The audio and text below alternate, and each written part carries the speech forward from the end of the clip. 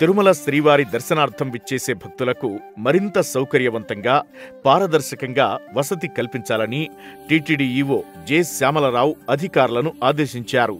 TTD EO సాయంత్రం గోకులం విశ్రాంతి భవనంలోని సమావేశ మందిరంలో జేఈఓలు, రిసెప్షన్, ఐటీ విభాగం అధికారులతో సమీక్షా సమావేశం నిర్వహించారు.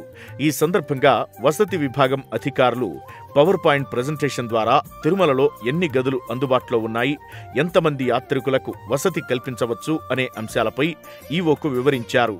సీడీ రీఫండ్ దళారులను గుర్తించడంతో పాటు వారిని నియంత్రించే మార్గాలు, తిరుపతిలో అందుబాటులో ఉన్న వసతి, కొత్తగా నిర్మాణంలో ఉన్న పీఏసీలు, ఇతర సంబంధిత అంశాలపై ఈవో సమీక్షించారు.